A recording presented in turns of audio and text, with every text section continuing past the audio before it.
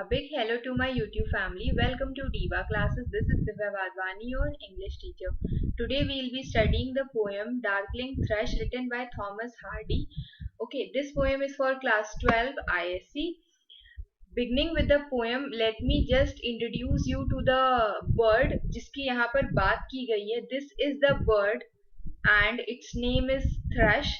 ठीक है, इसको बोला ही जाता है. तो ये पूरी पोएम में, पूरी नहीं इन द सेंस कि थर्ड स्टैंजा से जिसकी बात की गई है वो इसी बर्ड की बात की गई है. They are of different colours. एक ब्लैक थ्रश भी होती है. तो यहाँ पर क्या कहा गया है, डार्कलिंग थ्रश. डार्कलिंग थ्रश में सबसे पहले डार्कलिंग और थ्रश दोनों की चीजों की मीनिंग जान लो. Darkling means in the dark, okay, या फिर ग्रोइंग डार्कनेस और characterized by darkness. और thrush means bird, तो you can say a bird in the dark को यहाँ पर बोला गया है darkling thrush. And this poem is written by Thomas Hardy. ये उस पूरी पोएम का कुछ सीन है, सिनारियो है, जहां पर एक पर्सन है जो कि अपने घर या किसी वुडन गेट पर खड़ा हुआ है और वहां से उसको वो बर्ड दिख रही है. And it is cold everywhere, Frost everywhere. Okay, about the poem, ये हमने जो एवरग्रीन की बुक है, ये वाली जो बुक है रेवरी, इसी बुक के ही जो इंट्रोडक्टरी पार्ट्स होते हैं उसमें से I have taken this paragraph. The darkling thrust is a nature poem. The darkling thrust is a nature poem with a theme of hope. मतलब ये क्या कहा गया कि ये जो पोएम है, this PDF I will send you on Telegram. Description box has its link. The Darkling Thrush is a nature poem. ये एक nature poem है with a theme of hope. The poem begins with a bleak picture. Bleak होता है something that is hopeless or something that is sad or unhappy. Bleak picture of despair, hopelessness and dejection, sad and depressed state. मतलब ये जो poem है ये start ही ऐसे होती है जहां पर एक बहुत ही धुंधली सी निराशा वाली सीन होता है, where the poet describes in a lyrical descriptive detail. Lyrical means expressing writer's emotion in imaginative way. मतलब जब राइटर्स के जो जिस पोएट ने इसको लिखा हुआ है, वो पोएट के जितने भी इमोशंस है वो बहुत ही इमोशनली इमेजिनेटिवली बाहर आ रहे हैं. Okay, detail. The dying of the old world at the turn of the century means ये जो poem है, मतलब this is the poem जहाँ पर हम लोग ये कह रहे हैं कि the century is dying. तो century means क्या होता है, वहां के लोग. ओके, जैसे एक जो century होती है, it starts from, जैसे this century 90, मतलब ये जो century, this is 21st century, तो it has begun from 2000. 2000 से सेंचुरी शुरू हुई थी and it will continue to 2099. जब 2100 आ जाएगा तो नेक्स्ट सेंचुरी 22 सेंचुरी शुरू हो जाएगी. तो वही कहा गया है कि यहाँ पर at the end of the century ही फाइंड्स, मतलब यहाँ पे he is telling कि जो people are dying and century is getting over.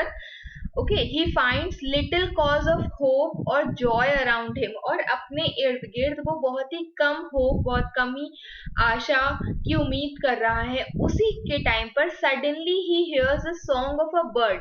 When he hears, वहां पर एक सॉन्ग बर्ड एक सॉन्ग गाती है और उस बर्ड का क्या नाम है, उसी बर्ड का नाम है यहाँ पर थ्रश. ठीक है, you can search it on Google also. Thrust एक बर्ड होती है which spreads warmth and hope into the earlier desolate and dead landscape. Bird क्या कर रही है, वो जो एरिया है, मतलब जहां पर जो पोएट है वो है, वहां पर she is spreading hope and joy and warmth. वहां पर जहां पर पहले बहुत ही ज्यादा सैडनेस थी, डिप्रेशन था. Poet finds his spirits rising and with it the realization that there is still hope and joy in the world. और poet को लग रहा है कि हाँ, कुछ sort of happiness है जो अभी भी बाकी है और इसी से ही उसको थोड़ा सा hope और joy वहां पर मिलता है. Okay, then we'll move towards our poem.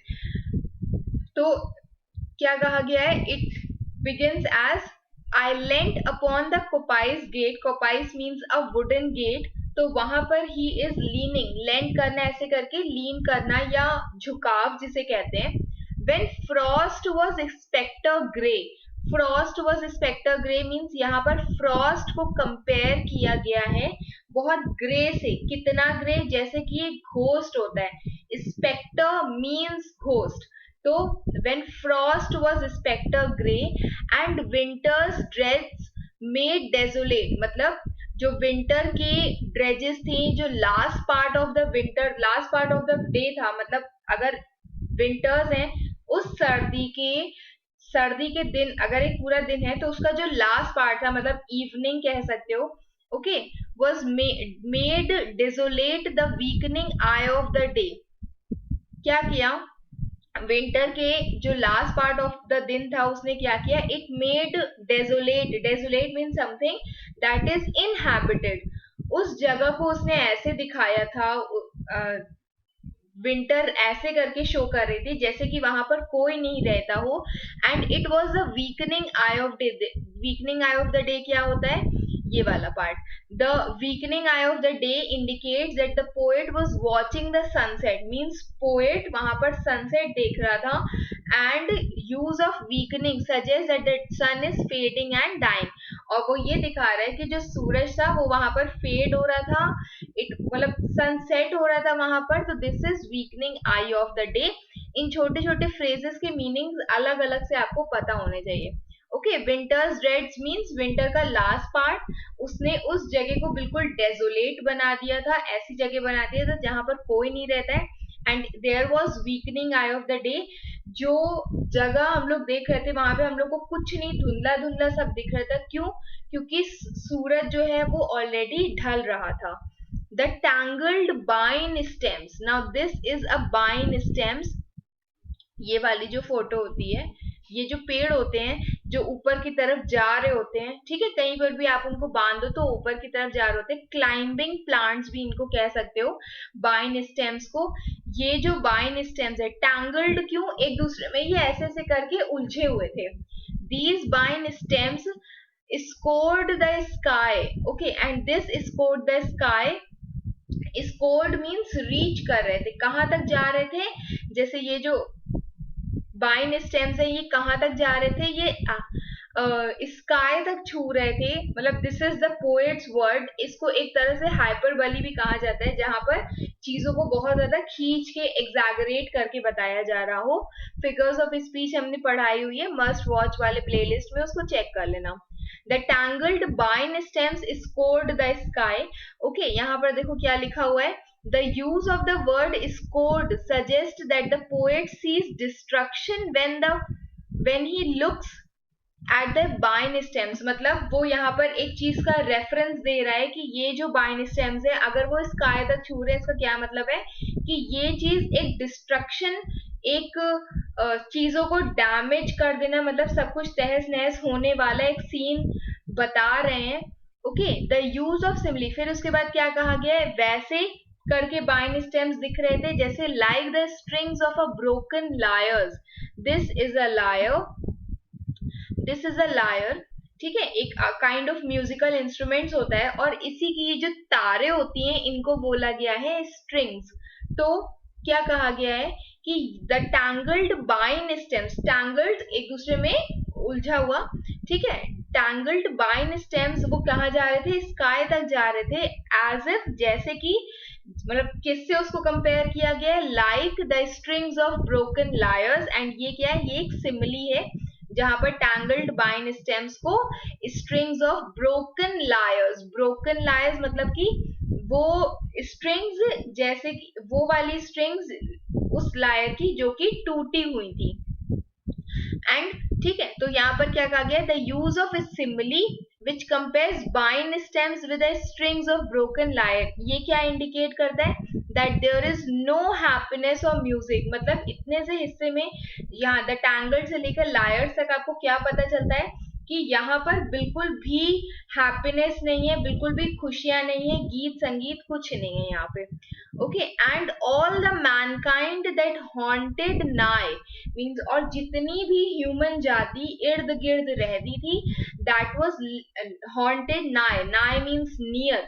Haunted मतलब क्या होता है? It is listless and haunting. मतलब वहां के लोग खुद अंदर से इतने ज्यादा डेड थे कि वो घोस्ट जैसे लग रहे थे. ठीक है, हॉन्टेड मीन्स क्या होता है, कोई चीज जो बहुत ज्यादा डरावनी हो, तो वहां के लोग ही ऐसे लग रहे थे जैसे कि वो बहुत ज्यादा डरावने हो। Had sought their household fire, sought is the past tense of seek. Okay, अपनी टेक्स्ट बुक्स लेकर के इनको लिख भी लेना, जो चीजें हमने यहाँ पर ब्लू पेन से लिखी हैं। बाकी ये वाला तो I will send you the PDF. Had sought their household fires, वो पीपल, वो मैनकाइंड जो कि बहुत ज्यादा हॉन्टिंग लग रही थी, लाइफलेस लग रही थी, लिस्टलेस लग रही थी। They had gone to their घर, वो अपने घर जा चुके हैं और वहां पर वो लोग अपनी फायर को जला चुके हैं, क्योंकि बाहर की तरफ कोई भी नहीं था, there was no mankind. And इससे क्या पता चलता है, it adds to the gloomy end of the day, there is no joy. ठीक है, देखो यहाँ पर चीजों को बहुत एनालिटिकल समझा करो, क्योंकि पोइट्री जितनी छोटी होती है उतना ज्यादा आपसे एनालिटिकल चीजें पूछी जाती हैं। ये क्यों हुआ, इसका सिंबल क्या है, ये कैसे हुआ, तो इसीलिए इसको ऐसे लिखा करो। तो जितनी चीजें हम इसमें लिख सकते थे वो हमने लिख दी है। थीम एंड पोएटिक डिवाइसेस अलग से we will discuss it separately. फिर next is, this is the second paragraph, second stanza, जिसमें क्या कहा गया है, the land sharp features. Sharp features आपने ज्योग्राफी में पढ़े होंगे, फीचर्स ऑफ द लैंड, तो उसमें जैसे हिल्स, क्लिफ्स, माउंटेन्स, प्लेन्स आते हैं। तो क्या कहा गया है, the land sharp features seemed to be century's corpse outleant, मतलब जो लैंड के वहां के शार्प फीचर्स से, हिल्स और क्लिफ्स से, वो ऐसे दिख रहे थे जैसे कि सेंचुरी कॉप्स हो, सेंचुरी की डेड बॉडी हो। And what is century here, मतलब सेंचुरी जो उस वहां का जो ईयर था, साल था, वो खत्म हो रहा था। जैसे अभी हमने सेंचुरी बताई ना कि 2000 से लेकर के 2099 तक एक सेंचुरी होती है, 100 साल की। तो सेंचुरीज कॉप्स आउटलैंड, मतलब वो जो कॉप थे, देवर लीनिंग आउट, देवर इंक्लाइनिंग, ऐसे लग रहा था, ऐसे लग रहा था वहां के लैंड्स और क्लिफ्स को देख करके, जैसे कि वो जो जगह है वो खत्म हो रही हो, वो दुनिया खत्म हो रही है, और उस दुनिया के जो लोग हैं जो कि मर गए हैं, वो झांक रहे हो बाहर। ठीक है, कैसे, जैसे कि आउटलैंड मीन्स लीनिंग आउट और they are inclining. Hills, mountains इतने डेड थे, ऐसा लगा था कि वो डेड बॉडीज हैं और वो झांक रही हैं बाहर। His crypt the cloudy canopy, मतलब सेंचुरी की जो क्लाउडी कैनपी थी, वहां पर जितना भी क्लाउड्स के कवरिंग थी, वो कैसी लग रही थी, वो एक क्रिप्ट के जैसी लग रही थी। दिस इज अ क्रिप्ट, अरे दिस इज अ लायर, ठीक है, and this is a crypt, एक टॉम लाइक स्ट्रक्चर होता है that is used for the burial of dead bodies. तो this is a tomb like structure, okay, और उसी के लिए बोला गया है, जैसे कि ग्रेवयार्ड्स होती हैं। ठीक, तो क्या कहा गया है, that his script the cloudy canopy, और जो क्लाउड्स की कैनपी थी, क्लाउड्स की जो कवरिंग थी, वो कैसी लग रही थी, वो ऐसे लगा था जैसे कि उस जगह की, सेंचुरी की या सेंचुरी के लोगों की डेड बॉडीज हो, और ये उसका टॉम्ब है। यहाँ पर ये रही लैंड के शार्प फीचर्स, डेड बॉडीज को कम बोला गया है, और क्लाउडी कैनपी किसको बोला गया है, क्रिप्ट को बोला गया है। मतलब कि ये जो क्लाउड्स थे, ये कैसे लग रहे थे, ये वाले क्लाउड्स जैसे कि एक कैनप, मतलब जैसे कि एक टॉम्ब हो या फिर कब्र हो। किसकी कब्र हो, सेंचुरी की या वहां के लोगों की। Okay, the wind his death lament, और ऐसे लग रहा था कि जो विंड है, जो हवाएं वहां पर चल रही हैं, वो एक डेथ का सॉन्ग गा रही हैं। किसके लिए, वो सेंचुरी के लिए जो खत्म हो रही थी वहां से। ओके, ये जो सेंचुरी खत्म हो रही थी, इसके लिए जो हवाएं चल रही थी, वो ऐसे लग रही थी जैसे कि वो गाना गा रही थी। कौन सा सॉन्ग गाई थी, a death lament, lament is a sad song, ये आपने सिंगिंग लेसन में भी पढ़ा होगा। Okay, and rest of the videos you can check in the playlist of ISC English Literature. Then the ancient pearls of German birth, देखो crypt क्या लिखा है, crypt is a place that is used for, that is a burial place. Then ancient pearls of German birth, मतलब कि वो ancient urge, पुरानी इच्छा to conceive and to give birth, okay, मतलब, मतलब कि वो ancient urge, पुरानी इच्छा to conceive and to give birth, okay, मतलब, मतलब कि वो ancient urge, पुरानी इच्छा to conceive and to give birth, okay, मतलब, मतलब कि वो ancient urge, पुरानी इच्छा to conceive and to give birth, okay, मतलब कि वो ancient urge, पुरानी इच्छा to conceive and to give birth, okay, मतलब पॉपुलेशन को बढ़ाने की जो एक अंदर से एक अर्ज होती है, it was shrunken hard and dry, वो चीज खत्म हो गई थी. You can see that there was no person living there, वहां पर कोई ऐसा इंसान नहीं था. And every spirit upon earth seemed fervourless as I, वो इतनी ही डिप्रेस्ड या उतनी ही बिना एनर्जी, बिना एंथुजियाज्म, बिना जील के थी जितनी के हम थे. क्या कहा गया है? जो एंशियंट पर्ड्स, पुरानी इच्छा किस चीज की? जर्मिनेशन, नहीं सॉरी, कंसेप्शन और रिप्रोडक्शन सॉरी, कंसेप्शन और रिप्रोडक्शन की जो पुरानी इच्छा थी, एंड टू गिव बर्थ, लोगों मतलब अपने जो भी कह सकते हो कि जो फैमिली है उसको आगे बढ़ाने की जो इच्छा थी, it was shrunken hard and dry, वो चीजें लोगों के अंदर से खत्म हो गई थी. और हर एक स्पिरिट वहां पर ऐसे लग रही थी जैसे कि वो उतनी फर्वरलेस हो जितने की हम थे. Okay, the first two stanzas, ये जो पहले दूसरे स्टैंजा है जो अभी हम लोग ने पढ़े, it represents despair and decay. ये उनका मतलब अगर आपको कभी थीम लिखनी होगी इसकी, that is despair and decay या डेथ ऑफ द सिविलाइजेशन, तो इसमें आप लोग फर्स्ट टू पैराग्राफ्स का ही बात करोगे. ओके, तो यहां तक बताया गया है कि वो कितना ज्यादा डिप्रेस था, वहां के माहौल कितना ज्यादा डिप्रेस था. Then next is at one, suddenly क्या हुआ, वहां पर एक वॉइस उठी, वहां पर एक आवाज आई. It was among the bleak twigs overhead, मतलब कि जो thin branches of a tree होते हैं, जैसे कि ये these are the twigs. Okay, छोटी छोटी पतली पतली सी जो ब्रांचेस होती हैं, बहुत मोटी वाली नहीं, मोटी लकड़ी नहीं, जो पतली पतली ब्रांचेस होती है उनको ट्विग्स बोला जाता है.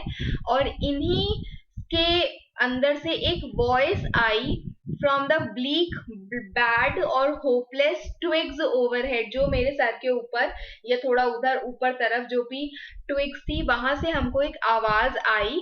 इन a full hearted evensong, और एक बहुत ही पूरे मन से एक कोई इवन सॉन्ग मीन्स एक इवनिंग प्रेयर कोई गा रहा था, उसकी मुझे आवाज आई. और वो कैसी थी evening prayer? It was of joy illimited, वो ऐसी थी with it was full hearted, it was full of joy that was illimited. Illimited means limitless. Okay, तो ये किसकी आवाज थी? It was N aged bird, aged thrust. Thrust एक bird, ये वाली जो बर्ड होती है ये भी हमने आपको दिखाई थी. ओके, ये वाली जो बर्ड होती है, तो एज्ड थ्रश वहां पर सॉन्ग गा रही थी. And aged thrush, it was frail, मतलब ये उसका अपियरेंस दिया हुआ है बर्ड का, ये अपियरेंस दिया हुआ है बर्ड का. And this appearance also seemed to show him despair, उस बर्ड को देखने से कहीं से नहीं लग रहा था कि वो गाना भी गा सकती है. It was an aged, it was old, frail, weak, it was gaunt means बहुत थिन, पतली दुबली सी थी. इट वॉज स्मॉल, छोटी सी बर्ड थी. In a blast beruffled plume, blast disordered, कोई चीज जो बहुत ज्यादा डिसऑर्डर्ड हो या फिर डिसअरेंज्ड हो. Okay, and be ruffled means battered, ruffles वाले आपने कोई भी ड्रेसेस देखी होंगी, तो दिस इज बी रफल्ड, कोई चीज जैसे किसी को बहुत ज्यादा फेंट दिया गया हो या मार दिया गया हो, परेशान, जैसे नहीं बाल देख लो तो ऐसे से करके अगर बाल खराब कर दो तो it is showed as battered, या किसी चीज को खराब कर दिया गया.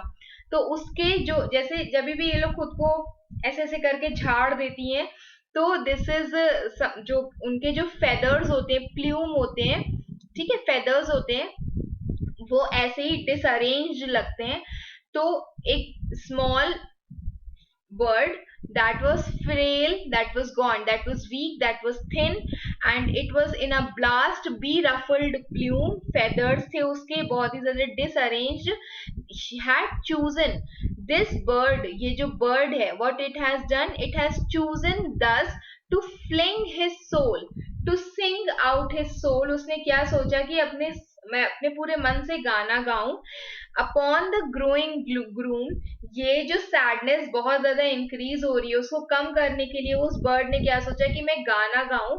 And this is what the poet is telling, gloom, gloom that is sadness. Okay, So little cause for carolings. Now यहाँ पर इस स्टैंजा से शुरू होता है आपका होप वाला थीम की जो पोएम है उसमें होप भी शो किया गया है. So little cause for carolings. There is very little cause for singing of songs. Carolings कहते हैं जिसको, carols प्ले किए जाते हैं जब क्रिसमस होता है. Of such ascetic sound. Okay, तो देर इज बहुत ही कम, छोटी सी कहीं कॉज, मुझे सब कुछ सब जगह ग्लूमी ग्लूमी दिख रहा है, सैड दिख रहा है, तो हमें कहीं से भी कोई कॉज या कोई रीजन नहीं दिख रहा है कि हम इतना जॉयफुल या इतना एस्थेटिक साउंड को प्ले करें.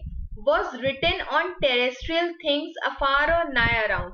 और दिस सच कॉज, ऐसा कोई भी कॉज या ऐसा कोई भी रीजन मुझे इर्द गिर्द नहीं दिख रहा था ऑन टेरेस्ट्रियल थिंग्स, ये अर्दली थिंग्स, क्योंकि हर जगह उसको क्या दिख रहा था, हर जगह उसको निराशा दिख रही थी. चाहे वो वहां की फ्रॉस्ट हो, ठीक है, जो बर्फ हो, वो, क्योंकि वो उसको स्पेक्टर ग्रे लग रही थी. जो वहां का लैंडस्केप था वो उसको सेंचुरीज डेड बॉडी के जैसा लग रहा था. तो क्या कह रहा है कि हर जगह जितनी भी अर्थली थिंग्स या टेरेस्ट्रियल थिंग्स थी, अर्थ की चीजें थी, उस पर उसको ऐसा कोई भी कॉज, कोई भी रीजन नहीं दिख रहा था जिससे गाना गाया जाए. अफार, दूर, या फिर बहुत ही आस पास, इर्द गिर्द.